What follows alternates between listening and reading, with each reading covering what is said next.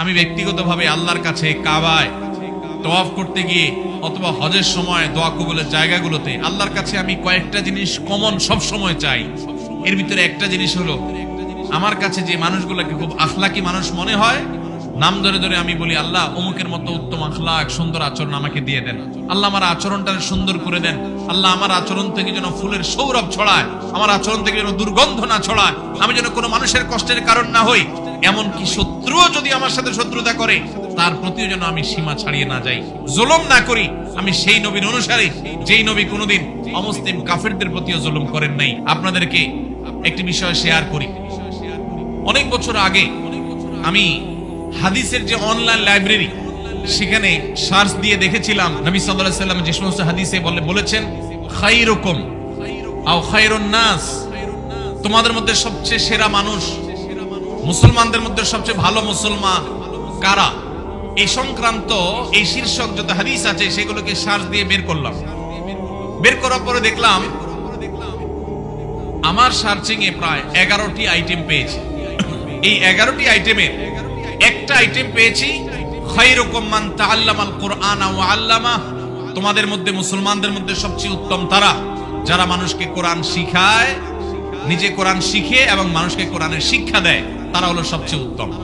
এই একটা বাদে বাকি 10টা যে হাদিস বা 10 প্রকারের যে হাদিস, সবগুলো হাদিসের নির্যাস একই, সেটা হলো নবীজি সাল্লাল্লাহু আলাইহি ওয়াসাল্লাম সবচেয়ে ভালো মানুষ, সবচেয়ে ভালো মুসলমান, সবচেয়ে শ্রেষ্ঠ মানুষ, আল্লাহর কাছে সবচেয়ে সেরা মানুষ।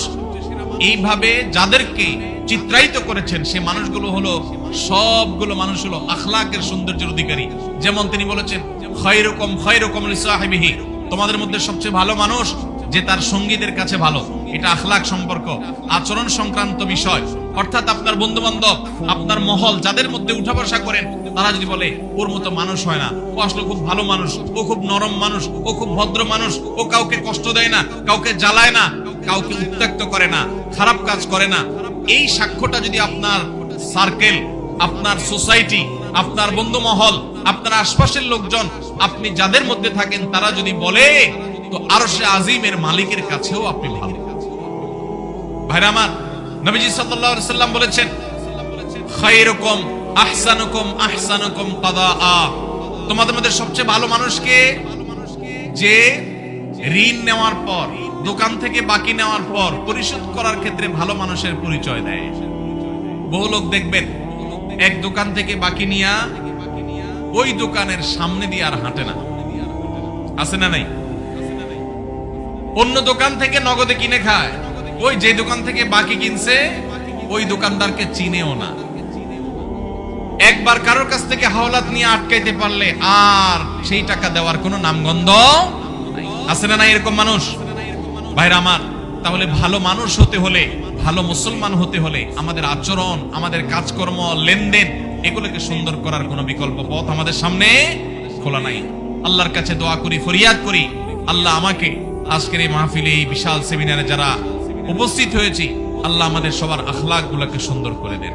ভাইরা আমার, আমি ব্যক্তিগতভাবে আল্লাহর কাছে কাবায় তওয়াফ করতে গিয়ে অথবা হজের সময় দোয়া কবুলের জায়গাগুলোতে আল্লাহর কাছে আমি কয়েকটা জিনিস কমন সব সময় চাই। এর ভিতরে একটা জিনিস হলো, আমার কাছে যে মানুষগুলোকে খুব আখলাকি মানুষ মনে হয়, নাম ধরে ধরে আমি বলি, আল্লাহ অমুকের মতো উত্তম আখলাক সুন্দর আচরণ আমাকে দিয়ে দেন।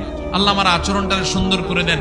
আল্লাহ আমার আচরণ থেকে যেন ফুলের সৌরভ ছড়ায়, আমার আচরণ থেকে যেন দুর্গন্ধ না ছড়ায়, আমি যেন কোনো মানুষের কষ্টের কারণ না হই।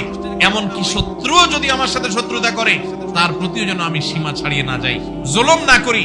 আমি সেই নবীর অনুসারী, যেই নবী কোনোদিন অমুসলিম কাফেরদের প্রতিও জুলুম করেন নাই, যারা তাকে কষ্ট দিয়েছে তাদেরকেও তিনি কষ্ট দেন নাই। আমরা সেই নবীর অনুসারী, অতএব তার মতো আখলাক, তার মতো আচরণ আজ আমাদের মধ্যে গঠন করতে হবে। চেষ্টা করা যাবে না ইনশাআল্লাহ? আল্লাহ আমাদের সবাইকে তৌফিক দান করুন।